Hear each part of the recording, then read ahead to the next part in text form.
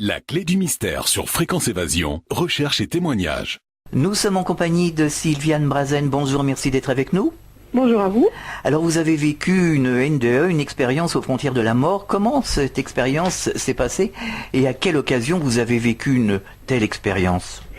Oui, en fait, j'ai vécu une expérience de mort imminente à l'âge de 23 ans, puisque j'allais accoucher de mon premier enfant, qui est arrivé par césarienne. Donc, comme la césarienne était prévue une semaine après, j'avais beaucoup de contractions, puisque ma fille, en fait, elle voulait venir une semaine avant. Ah.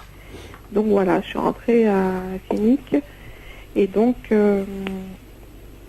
c'est pour ça que... En fait, à ce moment-là, j'ai vécu une expérience de mort imminente lors de mon accouchement par césarienne. D'accord. Alors comment ça s'est passé?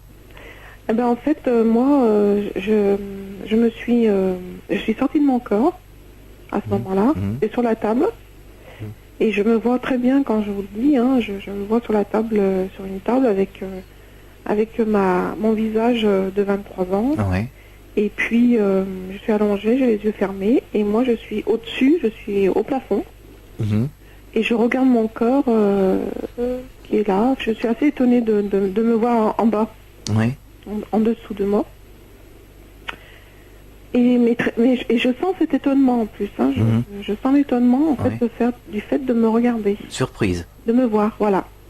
Mais très vite, en fait, je suis attirée, comme aspirée. Alors attendez, avant, quelles étaient les perceptions quand vous étiez au plafond?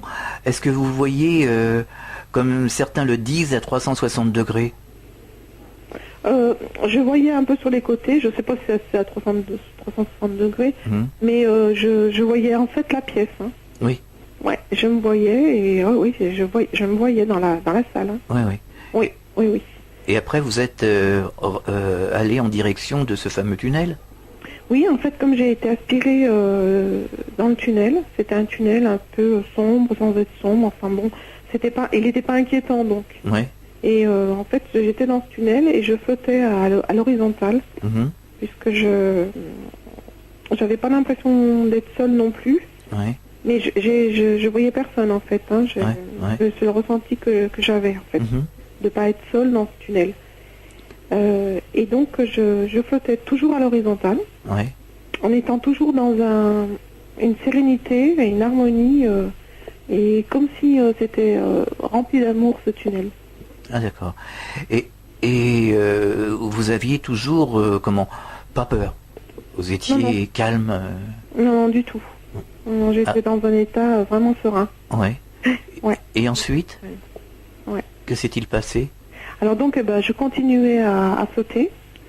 Donc, je me disais en fait en moi-même, puisqu'au fond du tunnel, et j'ai vu une grosse lumière dans les teintes orange et jaune. Oui. Et je me souviens que je me disais que j'allais bientôt l'approcher et bientôt la toucher. Oui. En fait. Et c'est ce que je voulais. Je voulais être avec cette lumière, je voulais être au-dedans d'elle, près d'elle, et la toucher.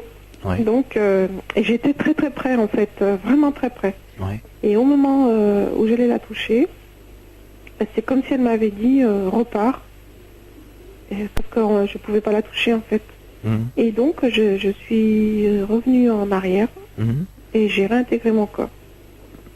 Voilà. Donc voilà. J'ai pas vu d'être de lumière, j'ai vu, mais par contre j'ai vu cette lumière, qui pour moi est un être de lumière, parce que c'était une lumière vivante. Oui. C'était pas une lumière inerte, et malgré qu'elle était étincelante, elle ne me faisait pas mal aux yeux, je pouvais la regarder en face. Oui.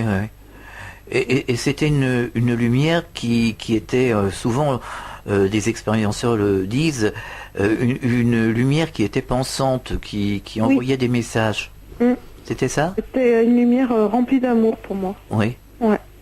Et c'est pour ça que je voulais justement être avec elle.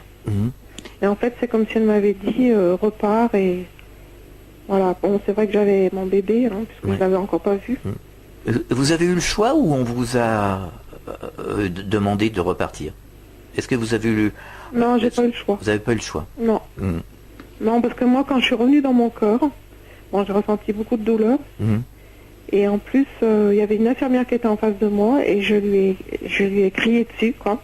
Oui. Et je lui ai dit, vous pouviez pas me laisser là où j'étais. Et en fait, elle m'a regardé, elle est partie sans rien me dire.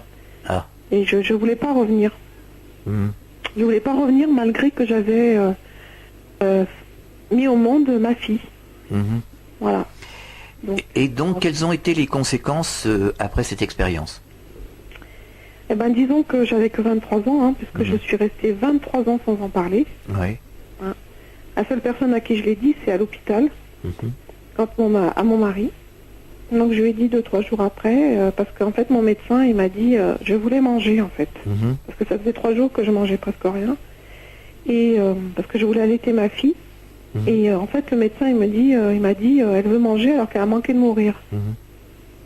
Donc c'est quand il m'a dit ça que j'ai réalisé et que je me suis demandé où j'étais allée en fait, Mhm. quel était cet endroit. Donc c'est pour ça que j'en ai parlé à mon mari. Mais quand j'ai vu que c'était difficile pour lui L'accepter. d'imaginer ce que Ouais. j'avais vu, Ouais. c'était très difficile. Puis vous savez à l'époque c'était en 79. C'est vrai qu'on en parlait moins. Hein. Non, Mhm. moi je pense j'avais jamais entendu parler de ça ni rien. Hein. Mhm. Et donc je lui ai raconté, et en fait quand j'ai vu que c'était difficile de raconter, que les gens me croient, donc je suis restée sans en parler, voilà, pendant 23 ans. Alors, aujourd'hui, est-ce que vous avez peur de la mort? Pas du tout. Est-ce que vous avez la certitude que la vie continue? Ah oui? Vous n'en doutez pas? Non, D'accord. non. C'est ce que tout le monde dit. Voilà. Et est-ce que ça a changé quelque chose dans votre vie, au quotidien? Ouais. C'est-à-dire? Ouais. Ça a changé beaucoup de choses sur mon regard sur la vie en fait. Parce que, en fait, je suis restée 23 ans sans en parler, mais j'en ai parlé en fait, je vais quand même vous le raconter. Pourquoi? Parce qu'en fait, un matin, je suis allée à mon cours, Mhm. je faisais du Qigong, et je suis allée à mon cours et j'étais la première. Donc ma prof, elle m'a dit d'attendre dans la salle, et je me suis approchée d'une table qu'elle avait, et dessus, c'était marqué Science et Avenir. Ouais. Et donc, j'ai vu le tunnel qui est écrit dessus, hein, parce que j'ai acheté le bouquin à l'époque. Ouais. C'était en 2002. Mhm. Et dessus, c'était vous savez, le dessin de Jérôme Beau. Oui, oui, oui. C'est le Mhm. tunnel avec des gens dedans. Ouais. Et je suis restée à le regarder comme ça, je suis restée sans bouger, quoi. Ouais. Et donc, ma prof, elle est arrivée et elle me dit, qu'est-ce que t'as, t'es toute blanche. Et en fait, je lui ai dit, mais moi, je croyais que ça n'existait pas, ça, et que, voilà. Mhm. Donc, est-ce que j'avais pas les mots dessus, parce que Ouais, j'étais ouais. jeune aussi. Ouais, ouais, c'est sûr. Donc, et je lui ai dit, je vois que là, ce jour-là, il y a, c'est marqué les miraculés du coma. Mhm. Donc, les expériences de mort imminente. Et j'avais les mots, j'avais tout, puis donc, je lui ai raconté. Mhm. Et en fait, ce jour-là, ce qui a été très, très fort pour moi, c'est que c'était le mois de février 2002. Mhm. Ma fille, c'était son anniversaire, Mhm. le 9 février. Et elle allait avoir 23 ans. Et moi, ça m'est arrivé quand j'avais 23 ans. En effet. Donc ça a été un peu la synchronicité de Mhm. mon expérience. Et donc ce Science et Avenir a fait que moi, il fallait que je regarde mon expérience de mort imminente. Parce que moi, je l'ai mis de côté. Oui, oui, bien sûr. Pendant 23 ans, j'ai fait Ouais. comme si je savais pas, parce que je voulais me préserver. Mhm. J'étais pas prête à affronter le regard des gens non plus. Est-ce que vous avez fait des recherches depuis? J'ai fait des recherches, oui, depuis. Et en 2006, il y a eu un colloque avec À Sonia Martigues. Barcala, À Martigues. et on doit beaucoup, beaucoup. Oui. Parce que ce colloque, pour moi, ça a été comme si on venait me donner ma délivrance. Mhm. Ça a été quelque chose... Enfin, j'étais vraiment dans l'hystérie parce que j'étais tellement heureuse que de pouvoir aller à ce colloque, c'était vraiment très fort pour moi. Mhm. Et donc, cette jeune femme, Sonia Barcala, à moi, elle m'a ouvert beaucoup de portes. Oui, que nous avons eu à ce micro. Ouais. Alors, est-ce que vous avez un message à adresser aux auditeurs? Un message, c'est que de l'amour, moi. Hein. Un message d'amour. Sur les gens qui s'inquiètent sur la mort, par exemple. Oui, il faut pas s'inquiéter de la mort, parce que la mort, c'est pas un cheval noir avec un squelette dessus. Hein. La mort, c'est la vie, J'ai alors. toujours dit. Mais en fait, la mort, c'est une renaissance. C'est quelque chose qu'il faut pas craindre. Parce que après la mort, c'est comme si, quand on voit la lumière, c'est comme si c'est la vie, quoi. Pour moi, ça a fait comme si c'était un accouchement. Un accouchement, on est dans le noir, et puis après, on voit la lumière. C'est vrai, en fait. Hein. Une naissance dans l'autre sens. Voilà, c'est une naissance, c'est une vie, et puis on est entouré d'amour, beaucoup d'amour. Alors, Je ne dirai jamais l'être de lumière qui m'a ramené auprès de ma fille. Hein. Parce que je voulais pas revenir, mais ça a été un bonheur de pouvoir être avec ma fille, et après, bien évidemment, d'avoir mon fils. C'est que du bonheur aussi. Hein, c'est sûr, c'est sûr. Ou avoir les... Mais en fait, après une expérience de mort imminente, nos priorités changent. Oui, oui. Voilà, je suis pas dans le matérialisme, pas quoi. J'essaie d'aider les gens, et puis je m'occupe des personnes âgées aussi depuis 7 ans. Ouais. Alors qu'avant, je voulais pas du tout être avec les personnes âgées. Ouais. Donc ça a été quelque chose pour moi de très fort, parce que je peux les aider aussi. Parce que c'est des personnes qui sont toujours près de la mort. Hein. C'est sûr, ouais. Donc avec mon témoignage, je leur parle pas mal. Donc je fais beaucoup d'aide pour les gens âgés. Sylviane Brazen, merci de nous avoir apporté votre témoignage. À très bientôt. Au revoir. Merci à vous.